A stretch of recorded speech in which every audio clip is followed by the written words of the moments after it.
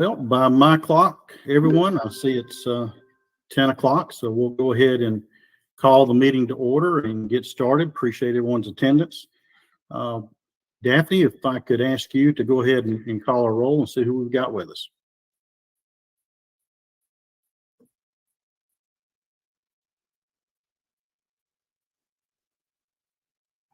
I think you're muted, Dan.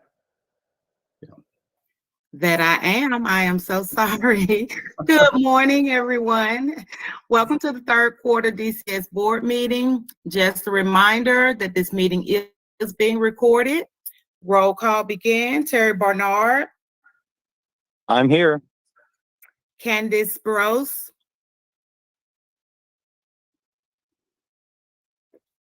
Heath Elliott.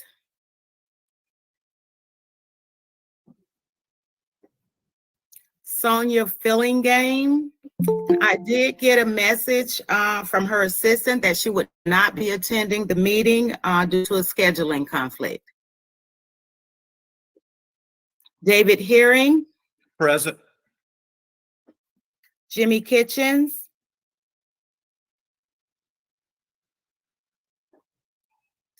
Nick Norton.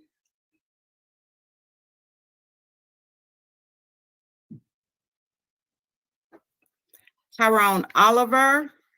I also got a message from his assistant that he's in another meeting at this time.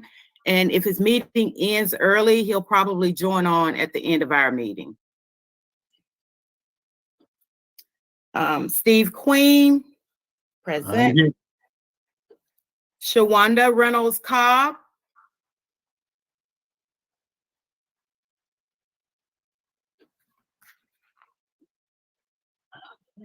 Kevin Tanner.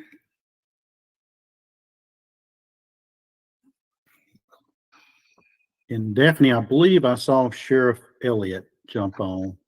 Heath, are you with us? Yes, I'm here. Great. Good to see you, Sheriff. You too. And Tina Piper, I know I got a message that Amy Radley, there she is, she's sitting in for her. Based on roll call, only 3 board members have replied that they're present. I mean, we need 5 for a quorum. I don't know if they're late getting on. Yeah, I counted 4, including myself. 4. Okay, who was? Right, we are short 1. Yeah.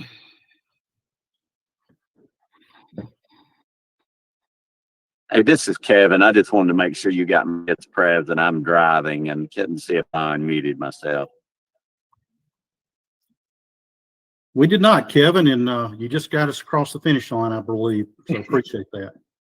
Yes, sir.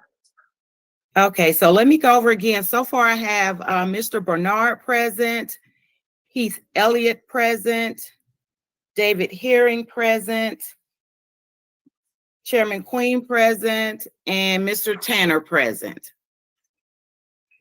That will give us 5. All right, so we do have enough for a quorum. Thank you. And thank you. Just so we make sure, is there any other board member that's listening on that may be having trouble with their mute function like I was? Just give us a shout out so we can get you counted for, but we do have a quorum, so we'll move forward. Okay, we'll go ahead and call on James Knox. James, good morning. If you could provide us our invocation. Good morning, Mr. Chairman, and if it is permissible this morning, instead of our opening prayer, I've been asked to do a moment of silence in remembrance of Miss Aura Russell. Miss Russell was a vital member of Team DCS and also the board liaison. We want to remember her this morning. Also, her husband Ashley and her son Jacob.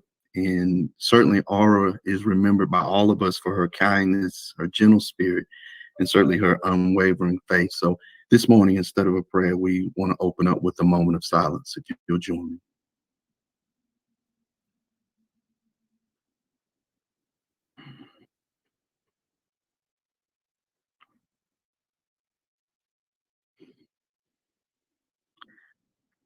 Thank you, everyone. Thank you, James. I appreciate that. This is Wanda Reynolds Cobb. I'm trying to make sure that you all know that I'm present.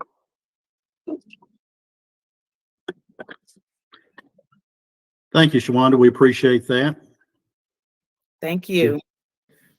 Yes. We had missed you the first time, but got you the second time. Okay, we'll move along. I'll go ahead and welcome everyone to this meeting. I want to specifically welcome David Herring. Appreciate you being in attendance, David, this morning and joining the board. Appreciate your input. Absolutely. It's an honor to be here. Thank you, Chairman. Thank you. And I would also like to express, my thoughts and condolences regarding Ora Russell's passing. That was a significant event for not only the board, the department, and she was someone that I knew for many, many years, and no one else like her. Definitely no one else like her, and she'll be greatly missed. And we loved Ora very much. Okay, we'll go ahead and move on to the proposed agenda. And everybody, I hope you received a copy of that in your package if you've had a chance to look over it. If there's any questions or changes we need to make, I'll entertain those. If not, I'll entertain a motion to accept. Motion to approve the agenda is presented. Second.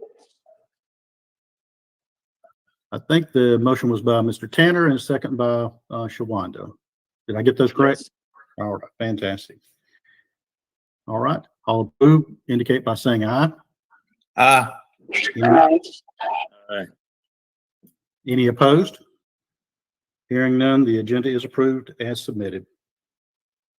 Okay, we'll move along to the review and approval of our June the 15th meeting minutes. Everyone should have received a copy of those. Hope you've had a chance to review those. If anyone has any questions, I'll hear from those now. If not, I'll entertain a motion to accept the minutes as presented. I move we adopt. Okay. Do I have a second? Second. Second. Thank you. Jumped in there quick, David. I appreciate that. So we have a motion to approve. I believe that was from. Was that It's all? Terry Barnley. All right. Thanks, Terry. And a second from David Herring. All approved indicate by saying aye. Aye. Aye. Any opposed? Hearing none, the meeting minutes from June the 15th are accepted as submitted. Okay. We'll move along to the reports now and ask Chairman Nell to go ahead and provide us his commissioner's report. Good morning, Chairman. Hey, thank you, Chairman Queen and members of the board, and welcome, Mr. Herring. Good to have you as part of the board now. And I appreciate the moment of silence for Ora. If I can just have a moment of just personal privilege, I hired Ora with Department of Corrections back nearly 20 years ago.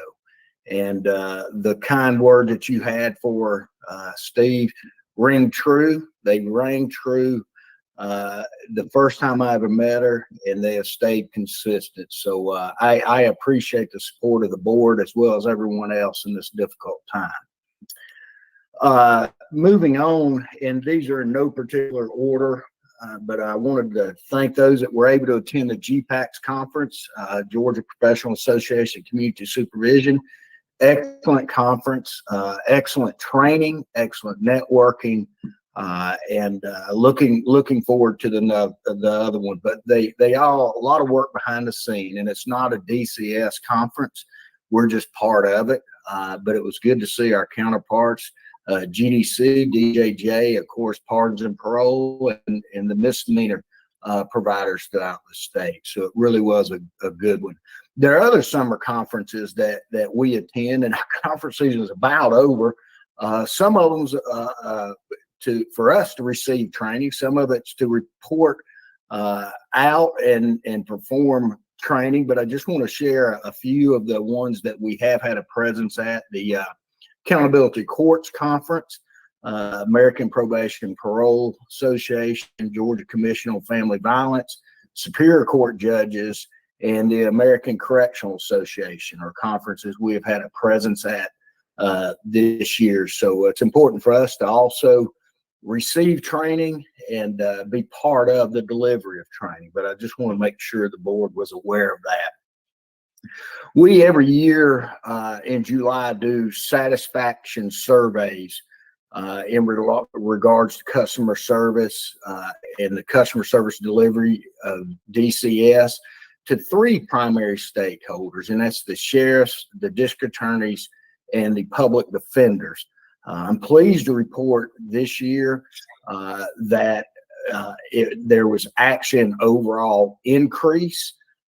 It was only by about 1%, but I believe it was at 93% overall satisfaction with the delivery of services DCS is providing. If there are ever any issues or concerns that are noted, myself or someone from the executive management team reaches out to those individuals and we address those concerns. More times than not, they just want to be able to express their appreciation for the work being done. And I give the credit to those at the local level. It's ironic. We have a chief's position this morning that's hiring, and we have stakeholders set on our hiring boards for chiefs. And for this one position, we have 3 sheriffs that are going to be part of that board. And I think that's important. That we operate at the local level, provide guidance at the state level, but the satisfaction surveys, I think, speak directly to the work that's being done out in the field.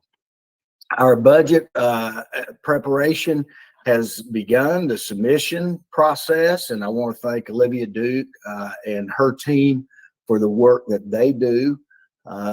Fortunately, there's no legislation that we will be introducing this year. As of now, I'm not aware of any that will be introduced impacting us, but we'll certainly keep the board informed as we move forward through the process. Our annual award ceremony is October 17th at 10 o'clock at the Georgia Public Safety Training Center auditorium. I know your schedules are busy, but if you could make that, that would be wonderful. It's our chance just to recognize the superstars within the agency. So always an exciting time. As you know, we're always, just as you and your entities are, working on recruitment, retention, and succession planning.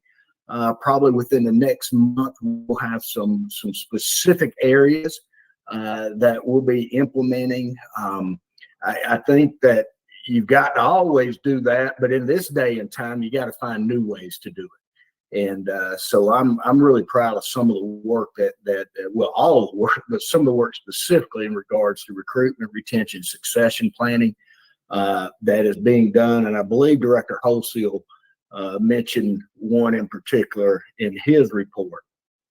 I appreciate the opportunity. We're going to be attending a pro board offsite. Always appreciate the opportunity. They too are one of our key stakeholders, and we'll have a chance to address any issues or concerns, but they continue to be a valuable partner for us, as do all the agencies represented here. There's a new concept or initiative that we are working on in concert with the Georgia Justice Project as well as Department of Corrections, and that's a warrant resolution clinic. A lot of times we have folks that have outstanding probation or parole warrants, perhaps more probation, that are in the prison system. And I got to be honest with you, when I started in probation and was in the field, if they were in prison, they were out of sight and out of mind, and we kind of took the attitude, we'll deal with them when they come our way. And we realized that that's not the best way to do business. So we have established a process specific at the Metro reentry facility to have a direct point of contact there. But also we look at that expanding where folks will know who to call to get a warrant resolved one way or another. So I'm just excited. That's an initial phase. Nick Mastrom with DCS is going to be our point on that, but that should help everyone involved, the process, the prisons, the individual, the court. So we're excited about that, and I will certainly keep you posted. Finally, there's a new commissioner in New York for both probation and parole. And again, this is really accolades to our team. That commissioner has 36 years of law enforcement experience, but it is in the policing arena. And they reached out to APPA asking for some guidance, and they said, suggested to get in touch with Georgia and DCS. And so we will be meeting with that commissioner next week. But again, I just think that speaks highly to the work that is being done. And I don't want to ever miss that opportunity to recognize the fact, making a difference, and leaving people in better shape than we found them is our ultimate goal. So I certainly appreciate all the work. I appreciate the continued support of the board. And that concludes my report, absent any questions.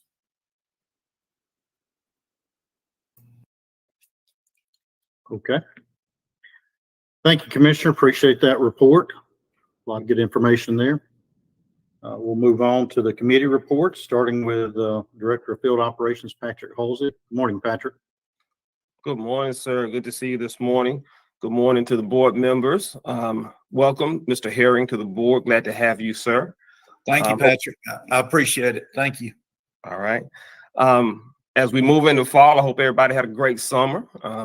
Looking forward to this fall weather, so fall football season as well. I'd like to start off today, as I usually do, by informing you of our changes in the leadership in our field circuit offices. Since our last meeting, due to promotions and retirements, we've had several new chiefs to take the helm since June. First, I want to start off with Chief Franklin Roebuck. He is the new chief in the Western Circuit. And if you're not familiar with that area, that's the Athens, Georgia area.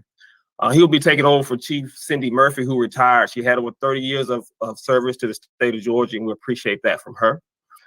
Chief Roebuck, he was previously the chief in the Toombs Circuit. So with his transfer to Western, we'll have a new chief in the Toombs Circuit. That's going to be Stacy Westbury. And if you're not familiar with the Toombs Circuit, that's Thompson, Georgia, that area in Thompson.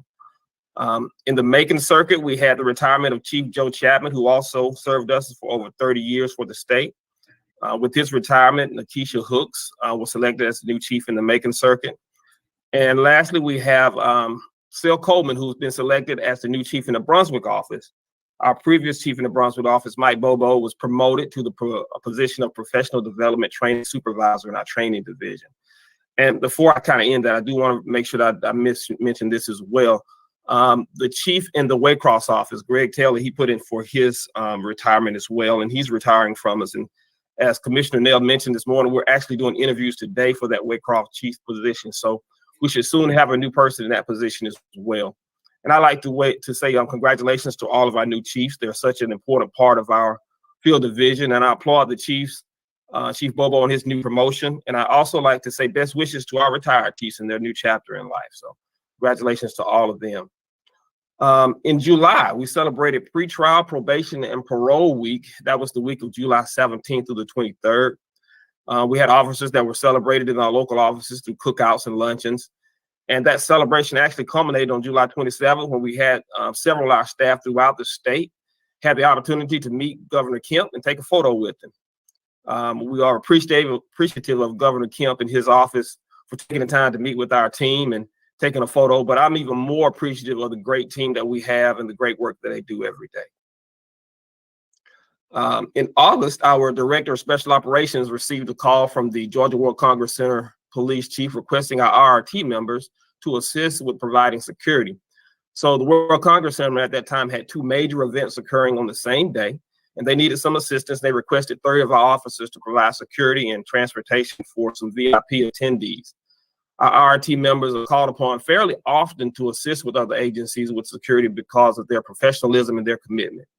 And as they always do, our officers did a stellar job and received an acknowledgement of appreciation from Chief Joe McKinney. So again, congratulations and thank you to our RRT members for always serving the state whenever they're needed. Lastly, I'd like to highlight our recruitment team.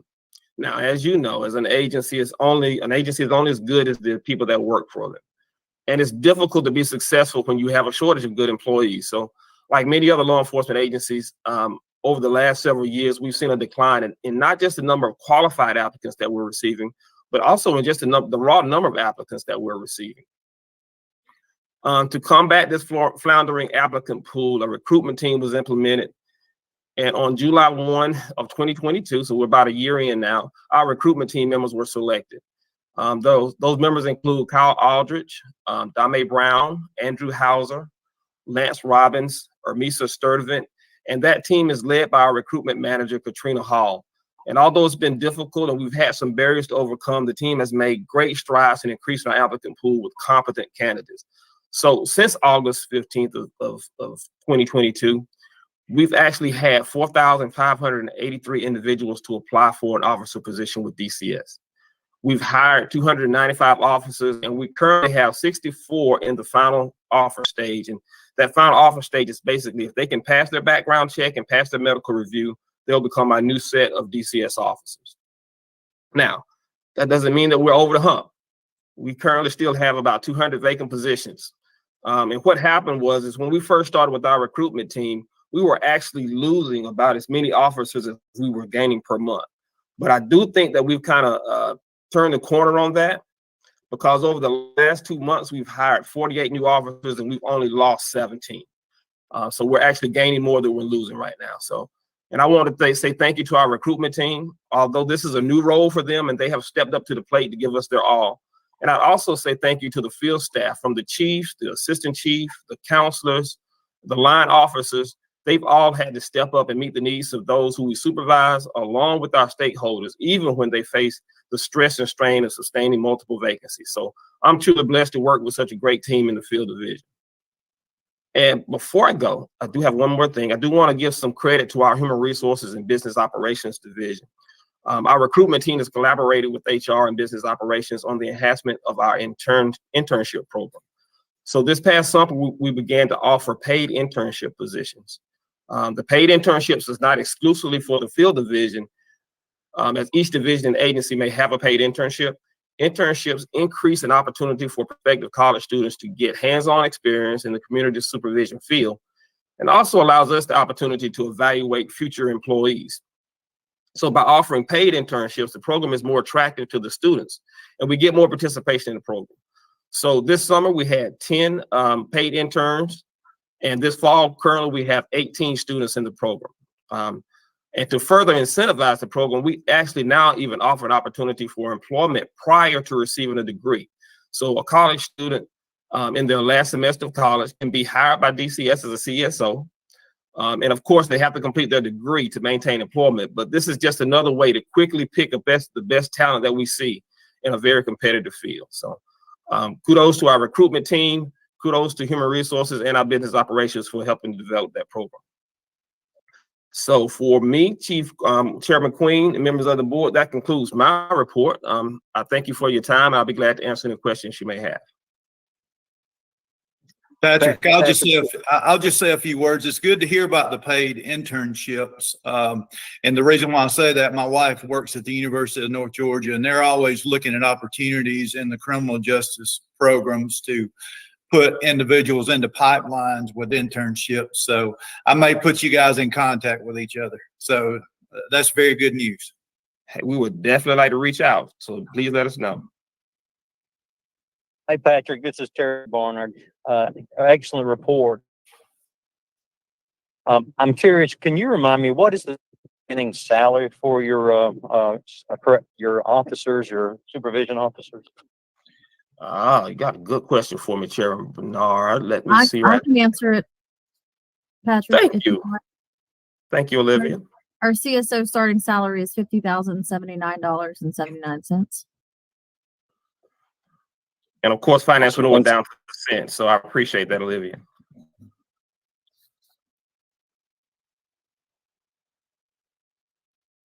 Any other questions? All right. Thank you all. Have a great afternoon. Thank you for that report, Patrick. A lot of good information there. Congratulations to all the new chiefs on their promotions and retirements, and also the efforts of the recruitment team. And I can tell you that $50,000 a year is a far cry from the $19,720 that I made back in 1989. So congratulations to all of them for those efforts. And glad to see that y'all are kind of turning the curb and adding more than you're losing now. Hope that trend continues. Okay, we'll go ahead and move along to our next report from Michelle Stanley for reentry services. Good morning, Michelle. Good morning, Board Chair, members of the board. And again, I echo welcome Board Member Heron to the board. Just a few updates and efforts from the Reentry Services Division. Since we've last met, we've had the opportunity to promote 2 individuals. Statewide mental health specialist Renelle Foster was promoted to Reentry Housing Manager, as well as Senior Lead Community Coordinator Carolyn Johnson was promoted to our Education and Employment Readiness Specialist. Both those were effective for the 16th of this month. Both these ladies bring a wealth of experience and knowledge that will be valuable in their new roles and an asset to the agency and the population we're serving. During the APPA Summer Institute, I had the opportunity again to participate on the committee for the Women's Symposium. Attendees were inspired by remarkable women in the criminal justice system and gained insight from trailblazing female leaders who share their experiences, challenges, and successes. Through this engagement, I was also invited to participate in the Leadership Institute Mentor Program, allowing me the opportunity to mentor a current cohort member in the Institute leadership class.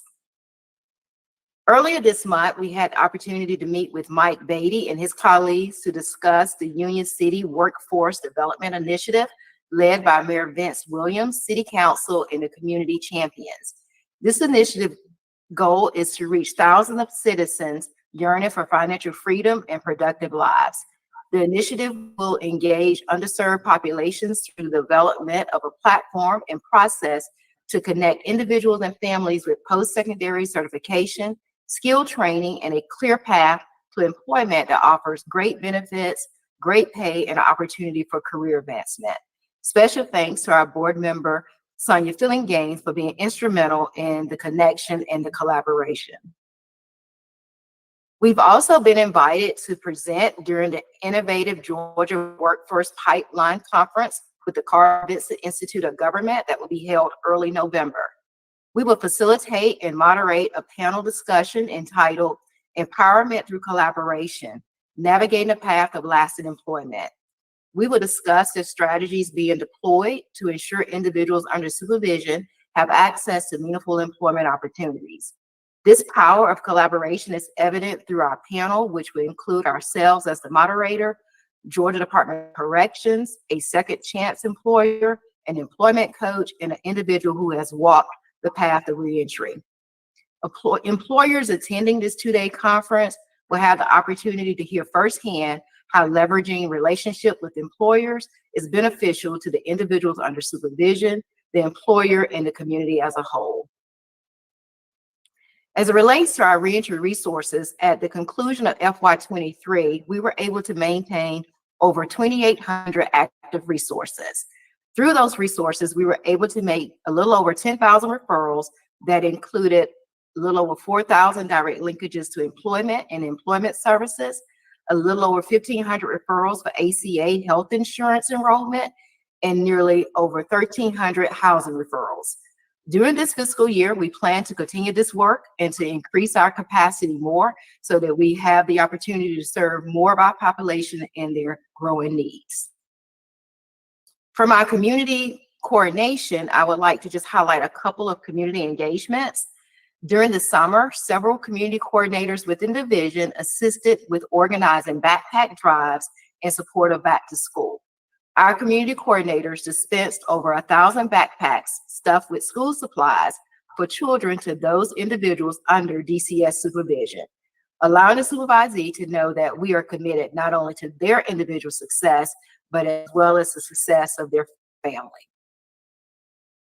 Northeast Senior Lead Community Coordinator Talisha Allen, along with community coordinators Tiara Sargent, Portia Gibney, and Betsy Roberts, collaborated with the Department of Driver Services, Vital Records, and Social Security Administration to partner and visit circuit offices in Gwinnett, Hall, and Newton County, providing individuals under supervision the opportunity to apply and gain direct access to these personal identification documents and enrollment, which remove barriers that has previously caused them to have access to these documents that we all know can impact a pathway to gainful employment housing, and other necessary services to sustain a healthy and productive life. In addition, Talisha, along with the Cobb Circuit Chief, Craig Crozier, in a direct partnership with WorkSource Cobb Realignment, offered a direct employment opportunity for individuals in the work and pre-apprenticeship program. Supervisees are employed in the field of welding and pipe fitting with 32 hours of on-the-job training and 8 hours per week in the classroom for the certification completion. The program is 15 weeks, and after the completion of the coursework, they will continue their employment with the proper certifications. The benefit of this program is that it's specifically designed for those that we're serving with long-term beneficial employment. The individuals are not participating in the program, but they are employed from day one. It's giving them the opportunity to be able to start to earn pay and support themselves and their families. The program also provides supportive services to include transportation assistance as well as uniform and safety equipment assistance. It was important that we ensure that we removed any barriers that may prohibit individuals from being able to participate in the 15-week program. Lastly, as always, I would like to close with a success story, and today I would like to highlight one of our MORE program participants. Mr. Adrian has been in a MORE program at the Columbus TC since January and has been a model resident. During the initial review, it was discovered that Mr. Adrian had a misdemeanor violation of probation warrant out of Douglas County, stemming from a conviction of a docket in 2016. The VOP was initially reported as not expendable since no detainer had been filed. In May, parole processed a sentence commutation, which triggered a detainer being placed by the Douglas County Sheriff's Office. Upon notification from GDC Offender Admin, we contacted parole to request the commutation be canceled to allow more Assistant Chief Obermeyer time to continue to work on this case. Our partnership with GDC and parole allowed Mr. Adrian to remain at the transition center so efforts could continue. AC Obermeyer contacted the JAG probation, who advised that they could not have him appear for a revocation hearing until the warrant was served and he was placed in the Douglas County Jail. Hearing that, at that time, AC Obermeyer began contacting the Douglas County State Clerk's Office in an attempt to discuss Mr. Adrian's case with the Solicitor General's office. Over a 3-month period, Assistant Chief Obermeyer was able to get Mr. Adrian scheduled for a revocation hearing earlier this month with the assistance of the Solicitor General. Through our partnership with GDC, it allowed us to be able to have that hearing via Zoom so that the revocation hearing could be heard by Judge Barker. Mr. Adrian explained the progress he had made since incarceration, as well as the progress he's made in the MORE program. After hearing everything that was shared by all entities, the judge ordered that Mr. Adrian's case was closed with credit for time served, and all court monies, to include probation fees, were waived. If the case was not closed, Mr. Adrian would have had to serve approximately 175 days in jail, pay fines totaling a little over $2,200, and complete 40 hours of community service. MORE Assistant Chief Obermeyer's persistence to address this barrier has allowed Mr. Adrian to remain at the TC, to retain his employment. He's eligible for a promotion upon his release the first week in October, as well as he was able to establish permanent residency, and he's in the process of purchasing a vehicle. If it was not for the combined efforts of MORE Assistant Chief Obermeyer, GDC, parole, the Solicitor General Smith, Judge Barker, and JAG probation, Mr. Adrian would have been placed in the Douglas County Jail upon his release from the TC until a hearing could be scheduled. He would not have been able to maintain his employment, residence, or continue on his path of success towards reintegration back into the community. I'm extremely proud of not only the staff mentioned today, but each staff within the division and all the work they do to support individuals transitioning not only from prison, but that are within our communities throughout the state. Board Chair and members of the board, that concludes my report. Are there any questions for me? Any questions for Michelle? Michelle, appreciate your report. Always appreciate hearing your success stories and how your folks adapt, overcome, and never give up, because they don't. And the results show it. We appreciate your work and the work of your team very, very much. Thank you. Okay, we'll move along to Tim Lewis and the misdemeanor probation oversight unit report. Good morning, Mr. Chairman. It's good seeing you. Board members, let me also welcome Mr. Herring to the board. Currently, there are 65 entities registered with MPOU. 49 are government agencies and 16 are private companies. At this time, there are 717 individuals registered. Our team of compliance monitors continue to make steady progress with the compliance reviews. To date, they've requested 2,537 cases to be reviewed and have completed 1,925 of those reviews. As I've mentioned in previous reports, our team has also conducted a thorough review of service agreements to ensure completeness of our records, and that project has now been completed with 784 agreements having been reviewed and filed. As part of this project, we also reiterated with the directors the importance of service agreements and their compliance with the intents of state laws and the DCS rules. Our virtual training program continues to receive positive feedback and has become our primary method of delivering training. However, just last week at the invitation of Bullitt County Probation, we conducted a in-person 6-hour session in Statesboro, and we're hoping to conduct at least one in-person session on a quarterly basis next year in different places around the state as we're invited. To date, we've held 127 virtual sessions with 430 different individual students with total attendance of 3,903 with participants from 59 different agencies. And let me also just echo what's already been said about Aura. We loved her. She was a key member of our team. I want to thank all the providers out there that reached out to us with calls and emails regarding her passing. And so I just wanted to share that. Mr. Chairman, that concludes my report. I'm happy to answer your questions or any questions from the board. Thank you, Tim. Any questions for Tim? No?